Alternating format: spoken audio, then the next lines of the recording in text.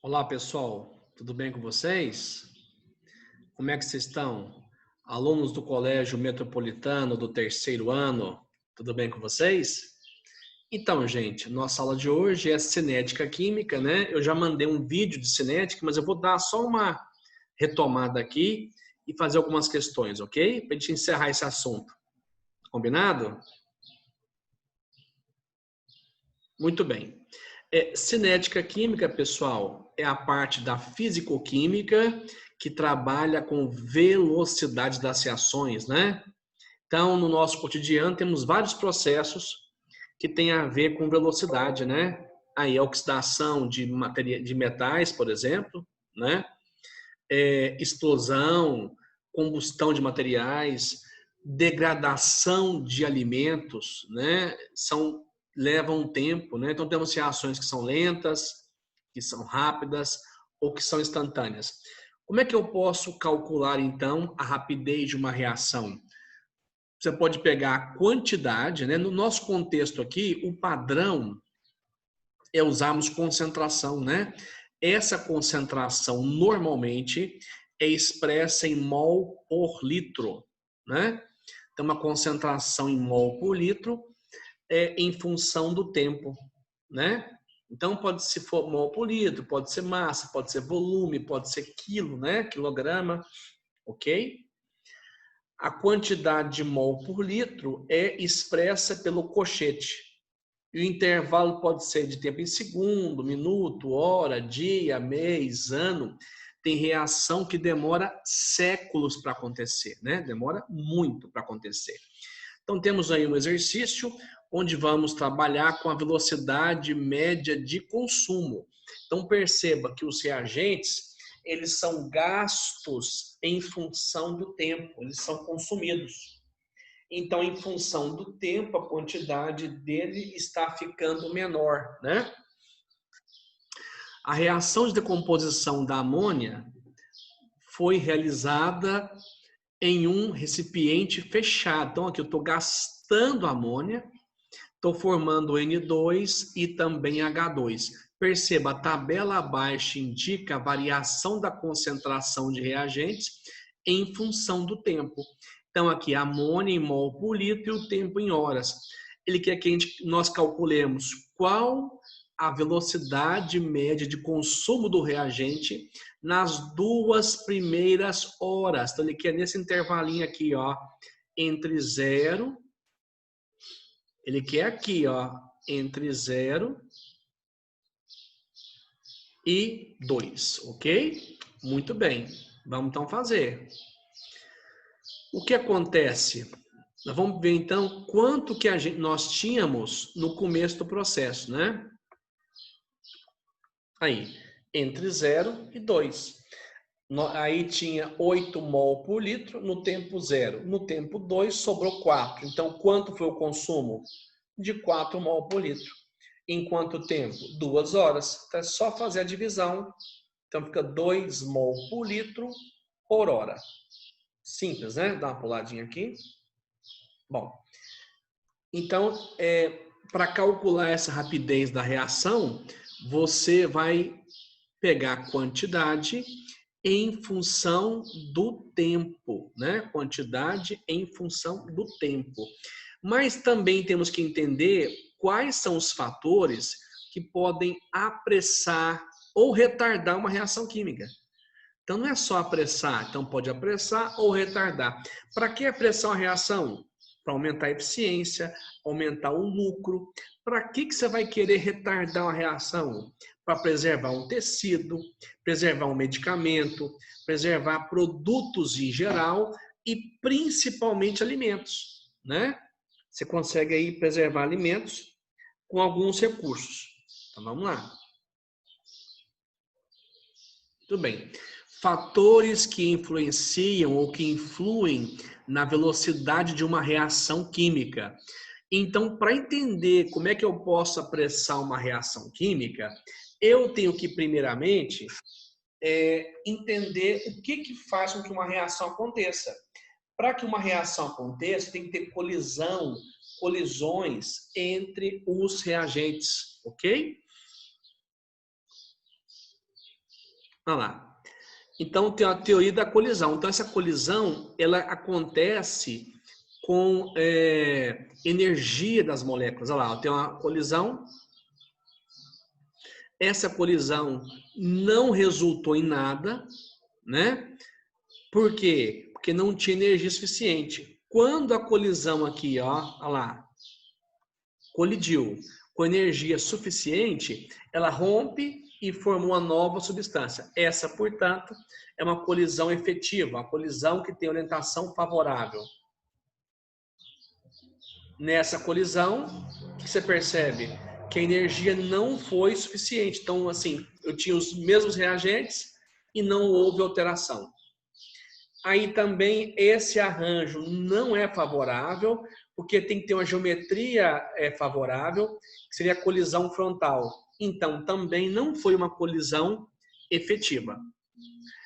Além da colisão efetiva, eu tenho que ter algumas coisas que favoreçam essa colisão efetiva.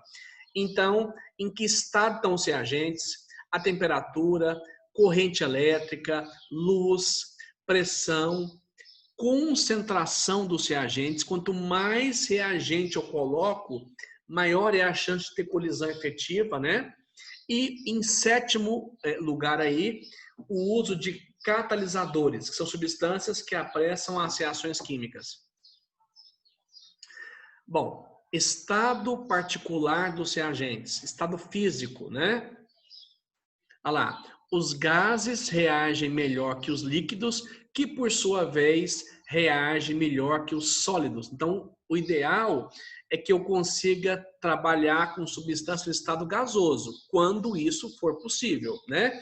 E quando tiver reagentes sólidos, em vez de usar uma barra inteira, eu vou tentar fragmentar. Quando eu fragmento, quando eu pulverizo, eu favoreço a sua reatividade. Temperatura, e isso é importante, temperatura é o fator 1.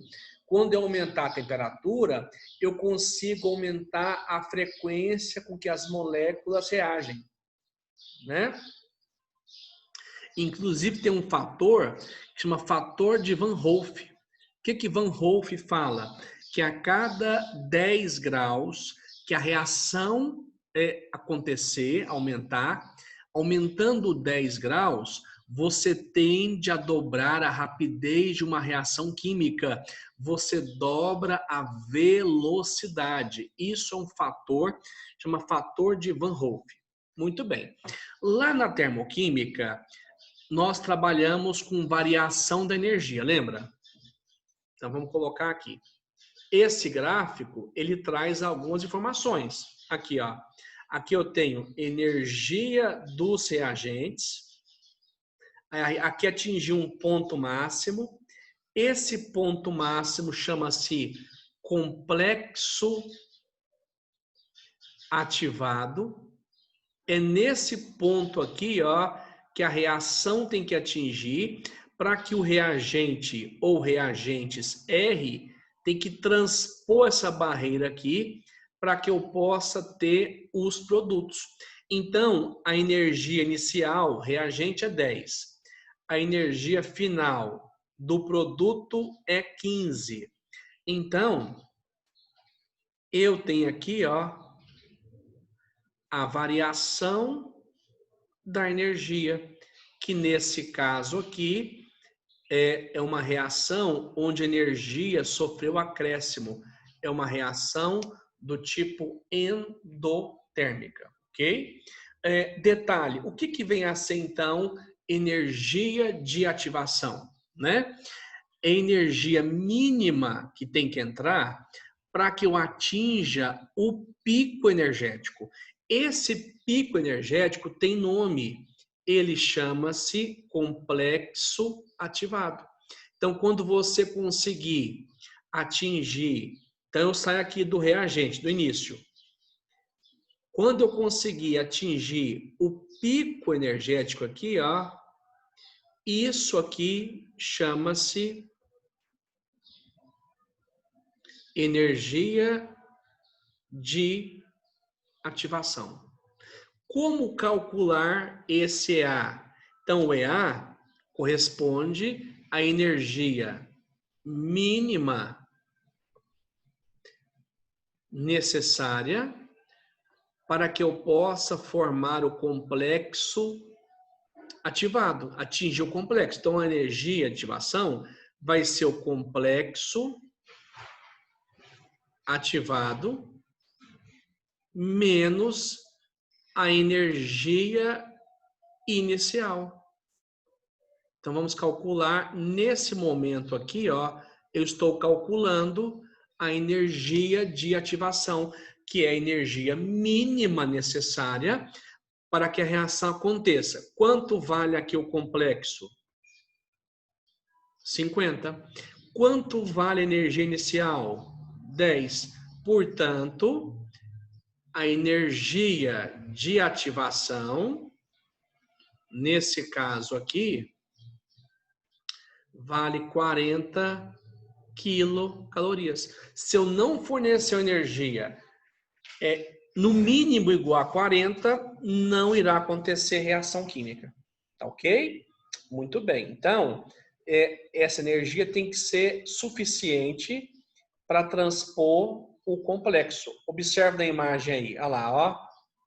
Quando atingir esse valor, o EA é de 40 e eu consigo formar o produto. Lembrando que o ΔH da reação aí é positivo. Quanto vale o ΔH? É esse intervalo aqui, ó, 15 menos 10, tá bom? Muito bem. Muitas reações, elas acontecem com o estímulo da luz, né? Então, a luz provoca reações químicas que são reações fotoquímicas, né? A principal delas, que é importante, é a decomposição da água oxigenada. Por isso que o frasco que tem água oxigenada é sempre opaco, é sempre escuro, para que a luz não penetre. Se a luz penetrar, vai decompor essa água formando O2. Então, se eu pegar água oxigenada, colocar num frasco que seja transparente, colocar na luz do sol, isso vai apressar a sua decomposição. E também a fotossíntese é um exemplo de reação química que é desencadeada por onda luminosa. Outro fator importante, o fator pressão, né? A pressão vai ter muita influência nas reações que contêm gases ou que contêm gás. Então, o aumento da pressão aumentará a quantidade de colisões. Quanto mais colisões nós tivermos, mais rápida será a reação. Esse fator é importante porque tem reações que, para acontecer, levam horas, às vezes dias, às vezes semanas. Isso torna o processo inviável, né? Você vai esperar uma reação acontecer durante dias. Vou dar aqui para você um exemplo. A produção de petróleo, o petróleo para ser formado, levou milhões de anos. Não foi do dia para a noite. Então, são processos reacionais extremamente lentos. Quando eu pego, por exemplo, vai fazer um pão, por exemplo, né? Você vai deixar o fermento biológico ali atuar. Leva algumas horas. E você percebe que em dias frios, esse processo não acontece bem. Aí nós voltamos para o fator 1, que é o fator temperatura, né? O que faz, então, esses catalisadores? Lembra que eu mostrei o gráfico que tinha um pico lá que eu chamei de EA? O EA é a energia de ativação. O que faz, então, o catalisador? Ele vai reduzir a energia de ativação. Catalisadores são substâncias aqui, ó, que promovem a diminuição da energia de ativação. Se eu consigo baixar esse EA, eu consegui baixar aquele pico energético. A reação consegue acontecer muito mais facilmente. Importante, ele só vai baixar a energia. Ele não vai alterar o ΔH, tá? E detalhe, Catalisador, ele não vai fazer parte do produto. Ou seja, se ele entrar catalisador X, ele também sai X. Ele não vai fazer parte do produto. Tá bom? Dá uma puladinha aqui. Bom, concentração de reagentes. Esse fator também é importante. Se eu coloco mais reagente, a chance de ter colisão eficaz é maior. Por isso, você vai limpar lá um prato que está manchado, vai limpar com um sabão. Se eu coloco uma gota em água, vai ter uma eficiência. Se eu colocar 10 gotas, é mais eficiente. Entendeu? Porque se aumentar a quantidade, aumentar a concentração, eu aumento a velocidade. Muito bem. E por último aqui, para encerrar nossa aula, eu tenho aqui a lei da cinética. O que é a lei da cinética? É uma lei que eu vou usar para calcular a velocidade sem que eu tenha variação do tempo. Como é que eu calculei velocidade da reação lá no começo do nosso processo? Vocês lembram? Eu usei variação e não usamos aqui um colchete. Então, usamos variação da concentração sobre a variação do tempo. Mas como é que eu posso prever a rapidez de uma reação? Que nesse contexto aqui, então, ó, eu tenho que ter a variação do tempo. E se eu não tiver a variação do tempo? Como é que eu vou fazer? E aí eu vou cair num outro caminho que chamam de lei da velocidade, que é uma lei que dois químicos noruegueses, dois físico-químicos, um chamado Guldberg e o outro Weiss. Então é lei de Guldberg-Weiss. Como é que a gente vai deduzir essa lei? Então vou mostrar aqui. É o seguinte, esse V aqui corresponde à velocidade da reação. Existe uma constante cinética que as questões trazem, tá bom? E eu vou pegar a concentração dos reagentes e vou elevá-la aos seus coeficientes. Ou seja, a concentração aqui é A, ó, é A. O reagente é B. X e Y são valores dos coeficientes, no caso aqui A e B. Então você vai, na verdade, você vai calcular da seguinte maneira. Eu vou pegar as concentrações dos reagentes e vou elevá-las aos seus coeficientes. Observe a reação aí. Reagente NO, então concentração de NO. Como o coeficiente de O aqui é 2, eu vou elevar a concentração ao quadrado. Tá vendo? O outro reagente é H2. Como H2 é coeficiente 1, eu vou elevar a 1. Ok, pessoal? Então é isso aí. O que está faltando desse assunto, eu vou trabalhar com vocês no dia 12, né? Na aula online, que é deduzir a expressão das reações para reações não elementares. Aí tem que fazer uma deduçãozinha. E eu também, no dia 12, eu vou explicar para vocês como é que se faz o cálculo da constante. Como é que eu posso deduzir a constante. Tá ok, pessoal? Gente, mais uma vez, muito obrigado, viu, pela atenção de vocês. Bom estudo, tudo de bom. Um abraço.